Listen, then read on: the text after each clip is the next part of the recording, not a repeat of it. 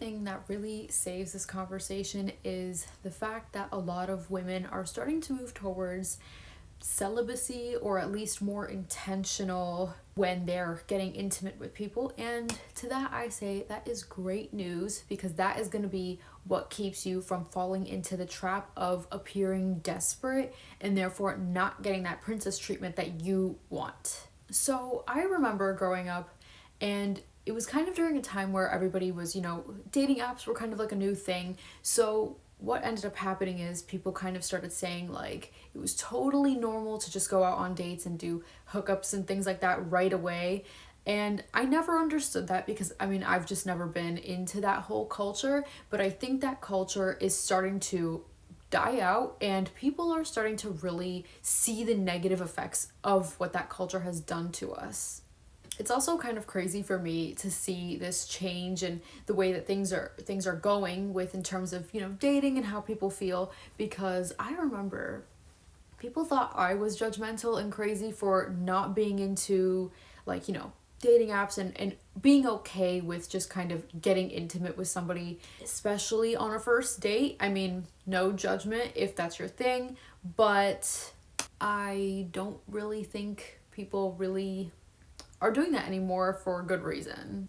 Okay, so for starters, I think like what happened with dating apps, right? They exposed us to meeting new people that we didn't know. It was easy. It was like a catalog, you're online, you can just start sifting through. Now, what ended up happening is people were getting too attached to people too quickly, and I've seen it with my own two eyes, and it started to make people on both parties really desperate, because people are just like, oh, like, when is so and so just gonna text me back? Or on the guy side, I guess it's like, when am I gonna get a match? I think, like, on the girl side of it though, it was kind of crazy seeing women's standards like really, really drop and start to be okay with like really mediocre or like bummy like tendencies, dusties as we like to call them nowadays. But they would get so attached to these dusties, right? And we would start to think that like this dusty would be only talking to us, one person, while the woman actually was committing to just that one person. And what that does is like you're putting your eggs all in one basket, but they're not doing that for you, and they don't feel like they have to, they don't owe you. Yet girls keep saying like, oh, I can only focus on one person at a time, or I just really like him, without having to work too hard for her approval, without having to prove anything. It became like this weird thing also too, where women just wanted this like sexual freedom, and it was like, no, you can't think that I'm weird for just wanting to hook up with somebody on the first date. And then that would happen, and then guy would ghost, and then girl would spiral. And I've dealt with this so many times with my friends, and it would really, really break my heart, because I'm like, I would tell them like, please don't do anything physical, like at least until like they become there's a title, right? That's your boyfriend or whatever. To me, even like with the whole boyfriend thing, it's kind of, that's like cute if you're like in high school or you're like really young, but it gets to a certain point where like even the whole boyfriend thing, it's like unless there's like real raw commitment, like you're engaged, like there's like a ring on your finger, then you should still kind of be okay with looking for other options and seeing what else is out there, what is more suitable for you, what's going to benefit your needs better. I'm not just saying to like be out here, but I'm saying like be hyper aware and conscious, and be critical. Be critical if something is not making you happy, if something's not really working out for you.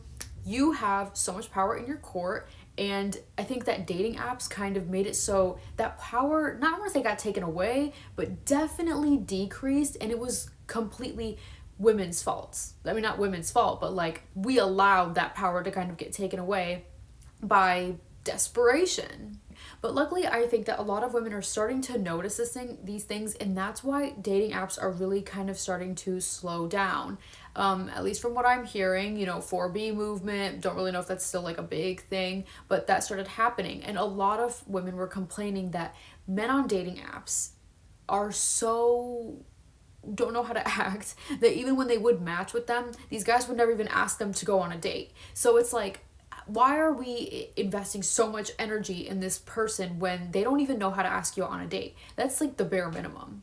And we're out here now celebrating people who do the bare minimum. That's how low our standards have gotten. That's how desperate we've gotten just for somebody who shows even like the slightest bit of dating decency. And I think that, guys are not stupid. They recognize that. They see that. They're like, hey, she's letting me get away with putting in barely any effort. So I'm going to use that to my advantage, and I'm still going to keep scoping the scenes. This is how you kind of get stuck in weird situationships where nothing moves forward because you're accepting the bare minimum garbage treatment by this guy that you barely even know. And what is he doing? He's doing what you should be doing, which is going around seeing what else. Okay, what's out there? Is there something better? Can I do better? Men are just inherently a little bit more selfish.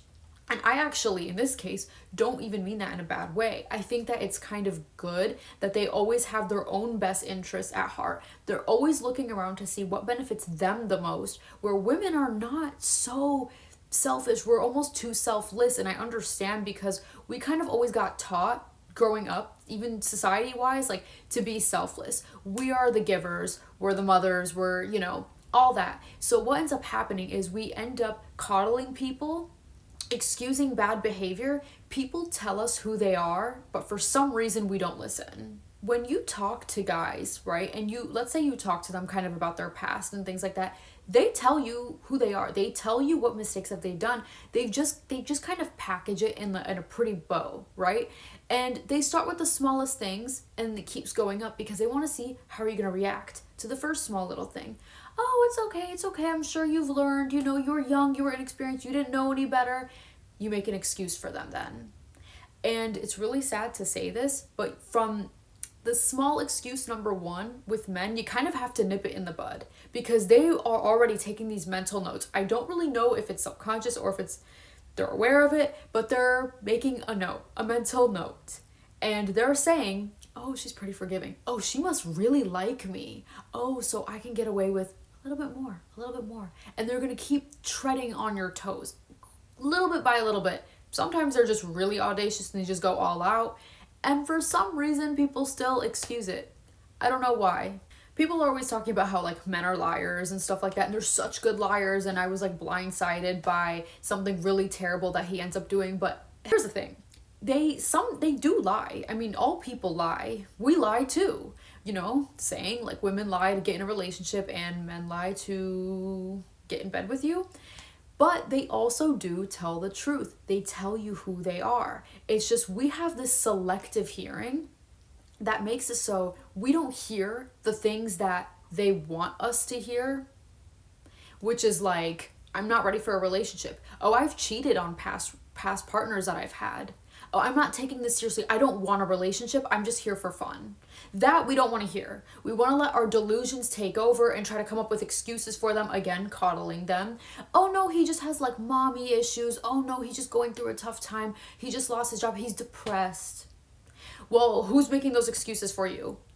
Guarantee you he's not doing that for you. If you mess up, men are a lot better at cutting the cord. They're a lot better at not fooling themselves. And I think we need to get like men because men these days genuinely, truly see themselves as the prize.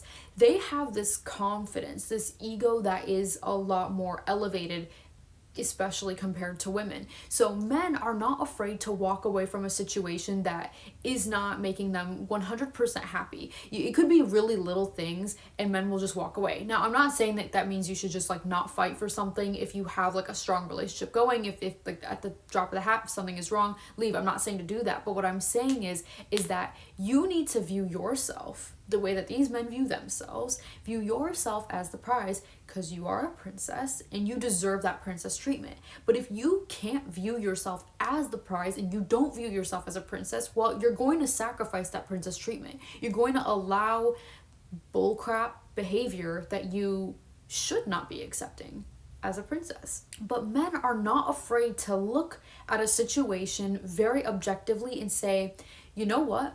I know that we've had like great times and I know that I like her or whatever, but I believe that I am good enough to go elsewhere and find better.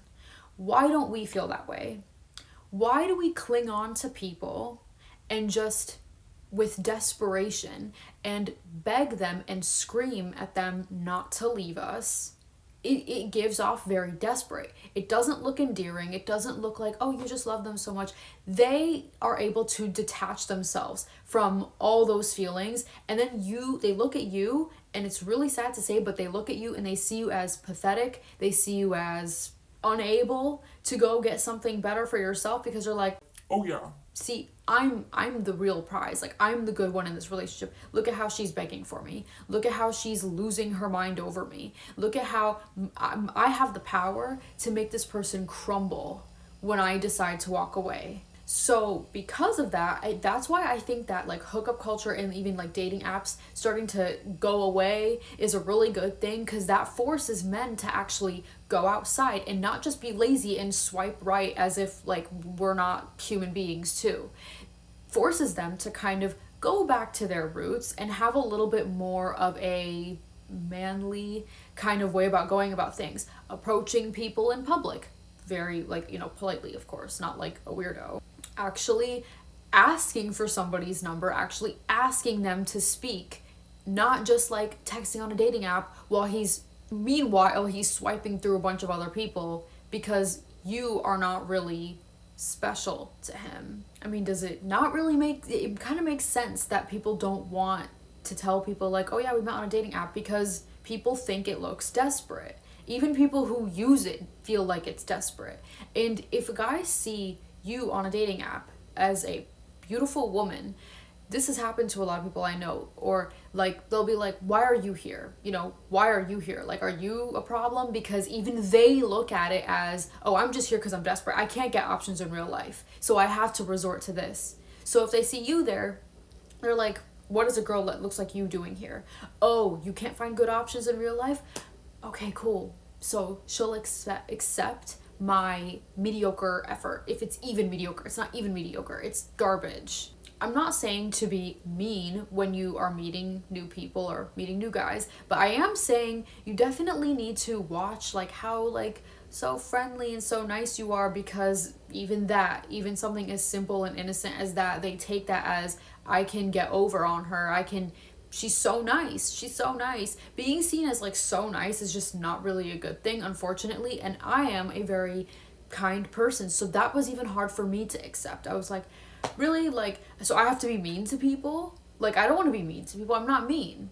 But there does come a point where if you keep being nice, you just keep giving them opportunities to take advantage of your kindness, or to just step all over you, and then they're like, well, she was nice. Okay, on to the next one. Why do you think like people who are like men like bitches always get the man that they want? Because they knew how to convey themselves in a proper way that was not, I'm so nice and I'm just here to coddle you and I'm just going to give you all the love no matter what. Because in my opinion, I truly do not believe in unconditional love. In terms of a relationship, I believe in unconditional love for your family. Your family are people that no matter what happens, you always are going to have their back and you love them. But in a relationship, if your conditions are not being met, why are you giving yourself up to that person? That's not what princesses do. Princesses don't just look at somebody and say, oh, he's cute. Oh, I like him. Oh, he's funny. No, princesses say, can he treat me right? Is he actually treating me well? Am I being financially taken care of? Is he a hard worker? Does he treat other people with kindness? These are all conditions that need to be met in order for you to give your heart up. You don't want to just give it out willy-nilly. You have to protect your heart a little bit better than that. At some point, it gets old and you get jaded, and you don't want to get jaded, and you don't want to waste too much time, because the more time that you waste on that Dusty, that's time you're taking away from your prince, I guess. When you respect yourself, you respect your time, and you respect your body, and you respect your mind, and you respect your heart and your feelings, so you're not just going to allow somebody to have such easy access to those things. If they don't deserve it, don't give it to them. Unless you really want to, I mean, hey, I'm not going to tell you how to live your life, but if you really want to actually prevent yourself from constantly going through heartbreak after heartbreak, best way you can do that. Once you love you, you're not going to ever get with somebody unless you know that they love you too, and they can take care of you the way that you would take care of you. I'm not saying to be manipulative or like playing all these weird mind games in order to play like hard to get. Just don't play games. Actually, just don't be so easy. You know, there's a difference between being like playing hard to get and actually being somebody who respects himself and just is not easy to get. You're not for everybody, and that's a good thing. You don't want everybody to know you. You don't want everybody to have access to you. Having a little bit of mystery is a good thing. Keeps people wondering. It keeps them wanting to come back to you. It keeps them wanting to serve you and give you the best that you can possibly have. But if you're just so nicey nice to everybody and you don't demand that respect just with your aura, if you're sitting there and you're throwing a temper tantrum, they're not going to take you seriously. They're just going to be like, desperate, move on, go somewhere else. She's crazy. Guys like to say that. She's crazy. And so when guys keep saying things like that they can give you all these nice things, and, you know, that's when you be careful. You know, that's when you don't listen to them. You listen to them when they say things like, oh, you know, my ex was crazy. or you listen to those things. You listen to the bad things, but all the really good things, no. You don't listen to that. You have to see that for yourself. As one of my guy friends said, never believe guys, they have an ex, and why would you believe me? Which is really funny. And that's coming from a guy. Like, don't just believe the good things that they say. Make them prove themselves in the good areas, but believe the bad things, because they're prepping you for who they really are. Anyway, I kind of feel like this was sort of all over the place, but I hope you can see where I'm going with this. You are a princess, but you just have to believe that you are a princess, and you have to know what a princess deserves and know that you can only make you a princess. Nobody's gonna turn you into a princess if you don't believe that you are one first. So definitely look in the mirror and hype yourself up every single day until you believe it if you're not already there.